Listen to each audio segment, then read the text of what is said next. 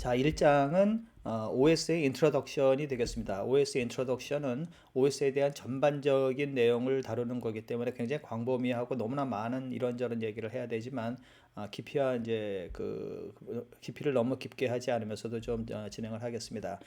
특히 이제 1장에 있는 내용 중에 컴퓨터 시스템 아키텍처가 있습니다. 보통 우리가 그냥 컴퓨터 아키텍처라고도 하는 컴퓨터 구조에 대한 얘기입니다. 즉 하드웨어적인 부분인데요. 우리가 이제 이것도 그냥 한 교과 과목으로 있을 정도로 이제 깊이가 꽤 있는 교과 과목이지만 여기서 이렇게 깊이 있게 할 수는 없고 가장 기본적인 내용을 이제 다루겠습니다. 그리고 컴퓨터 시스템 아키텍처하고 가장 밀접하게 관계가 있는 게 그 챕터 12에 있는 그 IO입니다. 인풋 아웃풋 디바이스에 대한 내용인데요. 그래서 제가 이제 권고하기는 여기에 1장을 좀 하다가 중간에 거기 중간에 일부까지 하고 그 다음에 12장을 마저 하고 돌아와서 다시 1장을 마무리하는 이런 식으로 강의를 진행하는 게 좀 좋을 것 같습니다. 그래서 중간에 제가 1장 중간을 끊고 그리고 이제 12장으로 가라고 이제 말씀드릴 겁니다. 자, 이제 지금 전반적으로 이제 컴퓨터 시스템 아키텍처에 대한 구조 뭐 이런 것들에 대해서 이제 배우겠습니다. 첫 번째 지금 말씀드린 컴퓨터 시스템의 가장 기본적인 구조를 얘기하겠습니다. 우리가 What is an OS죠? OS가 무엇이냐는 겁니다. 우리가 OS를 모르는 사람은 없어요. 거의 다 OS 사용하죠. 이 컴퓨터를 보고 이 사용하는데 OS를 이미 안 사용하는 사람은 없을 거 아닙니까? 그렇죠? 윈도우즈든 리눅스든 맥OS든 하다못해 스마트폰을 쓴다는 것도 전부 다 OS를 사용한다고 하기 때문에 OS가 뭔지를 모르는 사람은 없습니다. 하지만 이제 우리가 OS의 정의를 그래도 전공적으로 얘기를 하겠습니다. 우리가 제일 뭐 별거 아닌 그림이 이 3층으로 그리는 그림입니다. 1층에는 하드웨어를 그리고요. 3층에는 유저를 그립니다. 무슨 말이냐? 아까 말씀드린 것처럼 컴퓨터 시스템 아키텍처와 같은 이런 부분은 이제 하드웨어가 되고요. 하드웨어는 뭐 CPU, 메모리, 뭐 IO 디바이스들 이런 것들이 되겠죠. 그다음에 여기 유저는 누구겠어요? 물론 이제 사람이 될 수도 있지만 일반적인 애플리케이션 프로그램들도 다 유저가 되겠습니다. 뭐 요즘은 사람만 컴퓨터를 직접 사용하는 것이 아니라 애플리케이션이 또 컴퓨터를 직접 사용하는 거니까요. 근데 이 중간에 있는 것이 이제 OS다, 인터미디어라고 돼 있죠. 그래서 중간에 있는 것이 OS라고 하는 겁니다. 물론 무슨 말이냐면 우리가 조금 전에 말했던 사람이든 애플리케이션이든 하드웨어를 직접 사용할 수 있어요. 뭐 없는 거 아닙니다. 그렇게 사용할 수 있지만 우리가 OS가 있으면 여기 꼴이 있죠. OS가 있을 때와 없을 때를 이제 비교하면 되겠죠. OS가 없다라는 없을 때에 비해서 OS가 무슨 기능을 하느냐, 와리선 OS죠. 그게 결국은 OS의 꼴이다 이거죠. 첫 번째 뭡니까? 우리가 유저나 여기도 나왔지만 유저 애플리케이션 프로그램들이 바로 이 하드웨어를 사용할 때 좀 더 쉽게, 좀 더 쉽게 사용하자는 겁니다. 너무나 당연한 얘기입니다.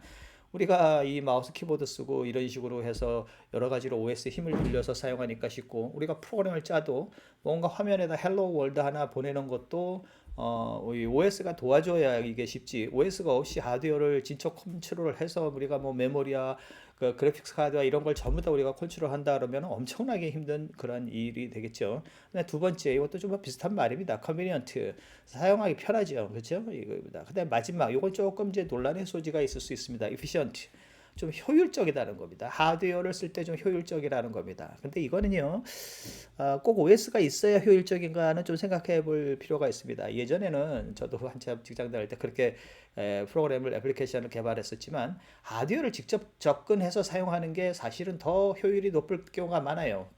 실제로 그렇지 않겠습니까? 하드웨어 컴퓨터를 잘 이해한다면 메모리와 IO 디바이스를 직접 접근을 하면서 레지스터 막 이런 거 읽어드리고 이렇게 하면 훨씬 애플리케이션 프로그램의 사이즈도 좀 줄어들고 더 빠른 그런 효율적인 프로그램을 만들 수는 있어요.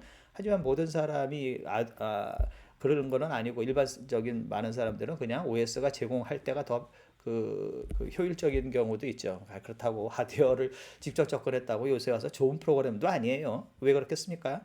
이거를 유저 애플리케이션에서 하드웨어를 직접 접근하는 그런 프로그램을 작성한다는 거는 이거는 완전 디버깅이 굉장히 나쁜 프로그램이에요. 지금 무슨 말이냐면 만약에 하드웨어가 조금이라도 바뀌었다 그러면은 그 하드웨어 바뀐 거니까 그 애플리케이션이 안 돌겠죠. 그러면 그걸 다 뜯어 고쳐야 되는 아주 최악의 상황이 벌어지게 되겠습니다. 그리고 이 지금 여기 뭐 효율적이다, efficient라는 말을 하려면은 사실 어떤 기준으로 효율적이냐는 퍼포먼스의 기준에 대해서 얘기를 해야 됩니다. 즉 OS의 기준을 얘기하면은 가장 많이 얘기하는 게 요 세 가지입니다. throughput, utilization, response time입니다. 요 세 가지는 꼭 OS에만 적용되는 것은 아닙니다. 그 많은 곳에서 적용되는 기준이니까 여기도 꼭 OS에 국한해서 말하는 건 아닙니다. 처음에 throughput.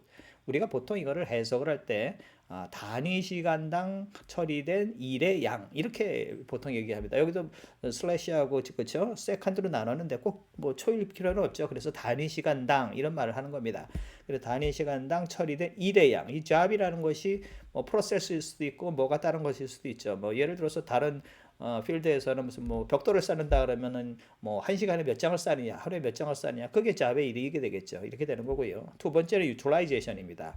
아까 조금 전에도 뭐 효율적이다라고 쓰고 이제 이런 얘기 나왔지만 이 OS를 사용하는 가장 큰 이유 중에 하나가 이 컴퓨터 시스템 아키텍처에 있는 것 중에 가장 비싼 것들 예전에는 이제 CPU가 지금 비쌌고 지금은 IO 디바이스인 컴퓨터 그래픽스 카드 같은 것들이 더 비싸긴 하지만 그래도 아직까지도 CPU가 가장 중요한 그런 자원입니다. 그러니까 아무튼 이 CPU나 IO 디바이스 이런 것들의 활용도를 그냥 최대한 100%에 가깝게 100% 나오면 가장 좋겠죠. 이렇게 퍼센트 오브 타임 비즈입니다. 어떻게 해야 활용도를 올라가겠느냐는 겁니다. 그래서 메모리도 꽉꽉 쓰고 CPU도 아주 뭐 100%로 활용하고 이런 식으로 하면은 하드웨어를 최대로 사용하는 거니까 이게 굉장히 이제 효율적인 측면이 있게 되겠죠. 마지막으로는 이제 리스폰스 타임입니다. 이건 애플리케이션 프로세스가 실행할 때 각각의 잡에 대해서 얼마나 빨리 응답을 하느냐 응답 시간을 말하는 것이 되겠습니다.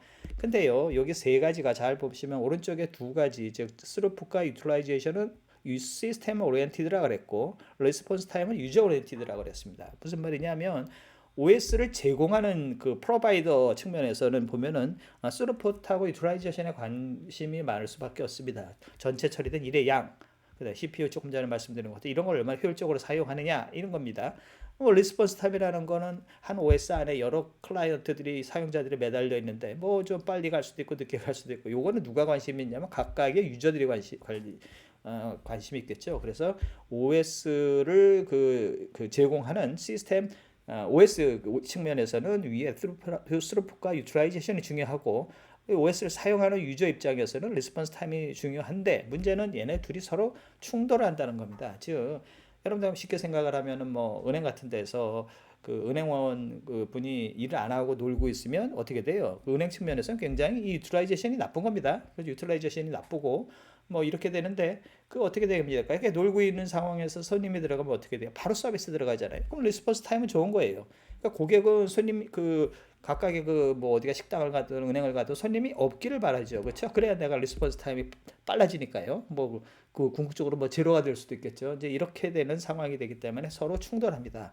다 만족할 수는 없어요. 그리고 여러분들이 이제 이제 지금부터 OS를 할 때 항상 우리가 사용하는 우리가 OS는 지금 뭐 윈도우즈든 맥OS든 뭐 이런 것들처럼 우리가 소위 이런 컴퓨터들은 퍼스널 컴퓨터라고 그러죠. 개인이 사용하는 컴퓨터예요. 그 무슨 말이냐면 내가 이 컴퓨터를 사용할 때 나 혼자 사용하는 거지 내가 사용하지 않을 때 다른 누가 사용하는 건 아니라는 얘기입니다. 물론 시간이 좀 지나면은 내가 사용했다가 뭐 다른 집에 있는 컴퓨터라면은 뭐 내가 사용했다가 다른 부모님이 사용한다든가 뭐 이렇게 사용할 수는 있습니다만 그렇다고 동시에 그 PC를 사용하는 건 아니죠. 그렇죠? 그래서 우리가 사용하는 PC라는 P가 퍼스널입니다.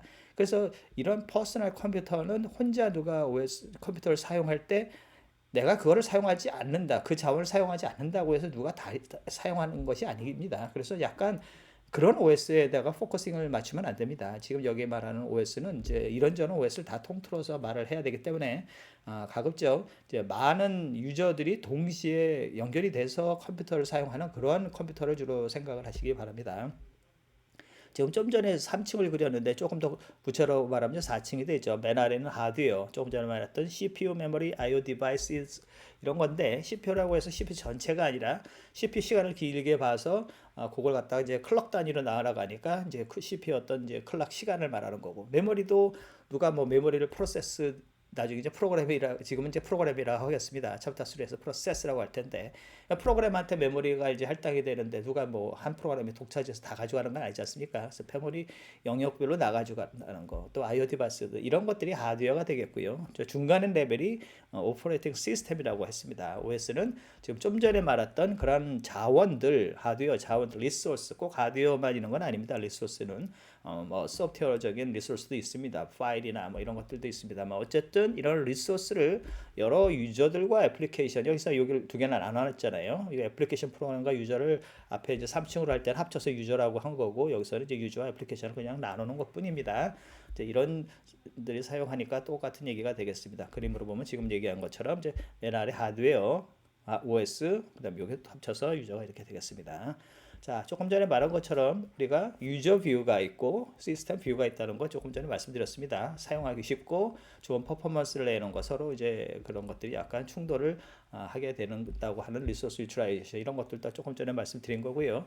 여기에 이제 지금까지 뭐 우리가 컴퓨터가 이제 계속 발전해 오면서 뭐 PC 말고가 우리 지금은 다 서버라고 하는 서버라는 말을 이렇게 사용합니다만은 예전에는 이렇게 발전을 해오면서 여러 용어를 썼어요. 서버의 급에 따라서 뭐 메인프레임, 미니 컴퓨터 또는 워크스테이션 뭐 여러 가지 용어를 썼는데 지금은 그냥 오히려 더 편해졌어요. 다 서버라고 이렇게 합니다. 어쨌든 아까 말씀드린 것처럼 한 서버에 이제 여러 많은 유저들이 사용하기 때문에 그 리소스 조금 전에 말했던 CPU, 메모리 이런 리소스를 각 프로세스, 각 아직 프로세스를 안 배웠는데 프로세스를 하네. 그냥 유저라고 생각하겠습니다. 유저하고 프로그램한테 어떻게 할당하겠는가? 그 다음에 할당한 다음에 잘 사용하는지 이게 또 원하는 대로 사용하는지 이런 제어를 하는, 컨트롤하는 이런 역할을 하는 것이 바로 OS가 되겠습니다. 물론 이제 디바이스들에 따라서 이건 뭐 여러분들도 너무 잘 아는 것처럼 요즘 스마트폰 같은 모바일 디바이스에서는 사용하는 방식이 좀 다르죠. 타치 스크린도 쓰고 또 목소리로 또 동작시키기도 하고 또 심지어는요 아예 사람이 인터페이스 하지 않는 그러한 컴퓨터들도 있어요. 그런 걸 소위 인베디드 시스템, 인베디드 컴퓨터라고 하죠. 왜 인베디드라는 건 뭐에 내장돼서 들어갔다는 거잖아요. 그러니까 뭐 바깥에 무슨 시스템이 있고 자동차 같은 데 있으면 그 안에 끼워서 들어가는 시스템들. 이거는 일반적으로 사람이 붙어서 사용하지 않기 때문에 여기도 little one no user interface라고 돼 있잖아요. 그러니까 유저 인터페이스가 없는 그렇게 돌아가는 컴퓨터들도 다 있습니다. 그래서 여러분들 컴퓨터 물론 이제 그냥 우리가 통상 제일 흔하게 생각하는 컴퓨터는 앞에 뭐 키보드도 있고 모니터도 있는 이런 것들이 컴퓨터이겠습니다만은 그렇지 않게 생긴 컴퓨터들도 요즘 다 컴퓨터라고 이제 생각을 해야 되겠습니다. 조금 전에 말씀드린 것처럼 CPU 시간, 메모리 공간, 그다음에 이제 하드 I/O 디바이스, 그다음에 I/O 디바이스 중에서도 이제 하드 디스크 상에 올라가면 이제 파일, 뭐 이런 것들이 다 리소스라고 그랬죠.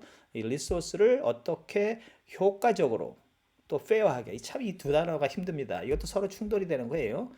여러 유저들이 있으니까 얘네들한테 효과적으로 써야 되는 것도 중요하지만 또 어떤 모든 유저들한테 페어하게 사용해주는 일단 컴플리팅한 서로 충돌이 되는 요구를 잘 관리를 하면서 돌아가는 리소스를 할당해 주기도 하고 그런 리소스를 관리해 주는 프로그램 요게 이제 OS가 되겠습니다. 특히 관리라는 거는요 항상 이런 게 됩니다. 여러분들 에러와 improper use라 그러죠. 에러는 우리가 모르고 벌어지는 걸 에러라고 하고요. 부적절하게 사용한다는 게 요즘 이제 우리가 제일 흔하게 쓰이는 게 그래서 우리 저 해킹이죠. 원래 쓰지 말라고 하는 방식으로 쓰는 게 해킹 아니겠어요? 해킹이든 실수든 OS는 막아야 됩니다. 뭐 그게 고의든 실수든 간에 그걸 막아야 되는데 이런 거 다 누가 해요? OS가 한다 이 얘기입니다. 자, OS 정의 계속 얘기를 하고 있습니다. 저 OS 정의가 이렇게 길어지는 이유는 첫 줄에 좀 재미있는 말이 있어요. No universally accepted definition이라고 되어 있어요. OS가 뭐라는 정의가 지금도 열심히 말씀은 드렸습니다. 책도 뒤져보고 뭐 인터넷에서 이렇게 서치하면 많이 나옵니다만은 이 말 그대로 지금 첫 줄에 나오는 것처럼 모든 사람들이 정의하는 OS가 없습니다. 그래서 이런 말까지 있어요. 우리 OS가 뭐냐라는 거는 우리가 OS를 주문하면 예를 들어서 요즘은 뭐 주문한다고 CD가 이렇게 오고 그런 세상은 아닙니다. 다운로드 받거나 뭐 그러잖아요. 그렇죠? 어쨌든 뭐 다운로드를 받았던 CD를 샀던 이렇게 받아서 우리가 설치할 때 그 벤더가 리눅스도 윈도우즈 제공하는 벤더가 우리한테 옛날에는 CD였으면 쉬핑했을 테고 지금 이제 다운로딩 해야 될 텐데 어쨌든 이렇게 받아내리거나 사는 그거를 OS라고 하는 좀 이상한 말을 할 정도라고 하는 얘기입니다. 왜 그러냐면요. 시대에 따라서 OS의 범위가 달랐습니다. 내가 항상 이 부분은 내가 한번 말하는 얘기인데 한 1990년 초반, 91, 2년 이쯤에는요. 우리가 인터넷 프로토콜 있죠. TCP/IP 프로토콜. 얘네들이 OS 안에 들어와 있지 않았습니다. 그러니까 무슨 말이냐? OS를 설치하면 TCP/IP 프로토콜이 없어요. 그렇다고 TCP/IP 프로토콜이 그때 없었던 건 아닙니다. 그때는 그러니까 무슨 말이냐, OS를 설치하면 기본적으로 인터넷 프로토콜이 안 깔리고요. 별도로 인터넷 프로토콜 설치해야 됩니다. 그러니까 그거는 인터넷 프로토콜은 OS 위에서 돌아가는 애플리케이션이었어요. 그러니까 결국은 뭐예요? 지금 그 당시에 1991년도에는 인터넷 프로토콜은 OS 내부에 들어와야 하는 게 아니라 OS 바깥에 있는 애플리케이션이었죠. 오늘날에 그런 게 말이 됩니까? 모든 컴퓨터에 인터넷이 돌아가지 않는 그러한 컴퓨터 뭐 상상도 할 수 없는 시대이기 때문에 지금 너무너무나 당연하게 조금 전에 봤던 그런 인베디드 디바이스 같은 것에도 다 인터넷 프로토콜이 올라와 있잖아요. 그러니까 이제 그렇게 생각하시면 됩니다. 이래서 바로 오늘날 모든 사람이 뭐는 OS 기능에 들어가야 되고 뭐는 안 들어가야 되는 것이 이게 확실하게 받아들여지지 않는다는 얘기입니다. 여러분들 definition이라는 말이 뭡니까? 수학적으로의 정의는요. 사실은 이렇죠. 수학적으로는 이게 OS다라고 하면 이게 시간이 흘러가도 변하지 말아야 되는 게 definition이죠. 정의라는 게 인테자가 뭐다 뭐 이런 것이 한번 정해지면 정해진 거지 이게 시간이 지난다고 인테자가 갑자기 뭐 이게 실수가 인테자가 되고 이건 말이 안 되지 않습니까? 그러니까 definition이란 말은 사실은 엄밀히 말하면 시간이 흘러가도 바뀌지 말아야 하는 게 definition입니다만은 우리가 이건 수학은 아니니까 우리가 이걸 그냥 OS의 정의라고 여기 제목도 이렇게 돼 있지만 이건 시간이 가면서 변한다 뭐 이렇게 생각하고 제가 보기에는 그래요. 오늘날의 그 AI 기능들 각종 AI의 함수들 뭐 여러 가지 알고리즘들 얘가 아직은 OS가 아닙니다. OS 내로 들어오지 않았죠. 별도의 애플리케이션이 있거나 이제 그게 이제 뭐 칩으로 만들어지고 있는 상황이다만 아직은 OS 들어오지 않았어요. 그렇지만 이게 어느 날 조금 전에 제가 말씀드린 것처럼 인터넷 프로토콜이 OS가 아니었던 것처럼 지금도 아니지만 나중에는 OS의 기능으로 들어올지 누가 압니까? 제가 보기엔 들어올 가능성이 매우 높을 것 같은데 예를 들어서 5년, 10년 지나면 너무 당연스럽게 여러분들도 그런 소리를 할지 모르겠습니다. 옛날에 뭐 여러분들이 나이에 몇 년, 2020여 년에 5년 뭐 이렇게 이때 그때는 뭐 AI 기능이 OS의 기능이 아니었다 이런 소리 할지 모르겠습니다. 자, 이제부터 커널이란 말을 하겠습니다. 약간 커널이란 단어를 OS와 이퀄이라고 생각을 하는 사람이 있고 OS의 서브셋 일부라고 생각하는 사람이 있어요. 약간 후자가 더 강한 좀 이렇게 설득력 있게 많은 사람들이 받아들이지만 그렇다고 OS 이퀄 커널이라고 해도 남자하고 다투지는 마세요. 그 다음에 이제 우리가 이제 중요한 저기 개념 하나가 여러분들이 꼭꼭 알아야 되는 게 우리가 보통 프로그램은 어디에 저장됩니까? 처음에 우리가 프로그램은 맨 처음에 깔릴 때 우리가 보통 뭐 파워포인트, 크롬 이런 걸 설치한다, 깐다 이런 말을 할 때 심지어 OS도 설치한다, 깐다 할 때는 어디다 까는 거예요?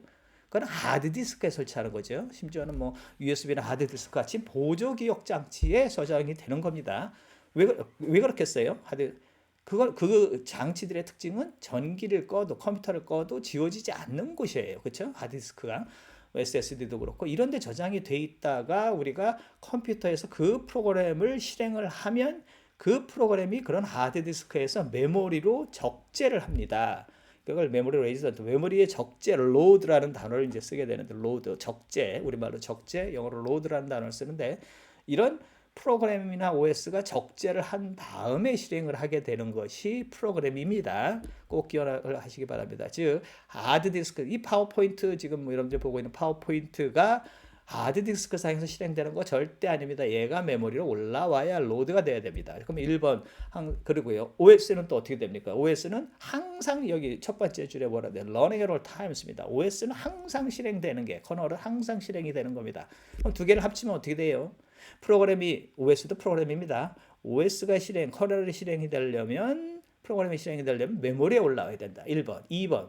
커널은 항상 실행이 된다. 그럼 두 개를 합치면 어떻게 돼요? 커널은 결국은 항상 메모리에 저장이 되었게 된다. 이렇게 되는 것이 되겠습니다. 그리고 그러면 커널 말고는 뭐가 있느냐? 우리가 아까 애플리케이션 프로그램은 얘기했죠. 우리가 그냥 모든 관련된 그 여러 가지 애플리케이션 말 그대로 뭐 이런 파워포인트, 크롬 이런 거 다 게임 이런 건 다 애플리케이션 프로그램이죠.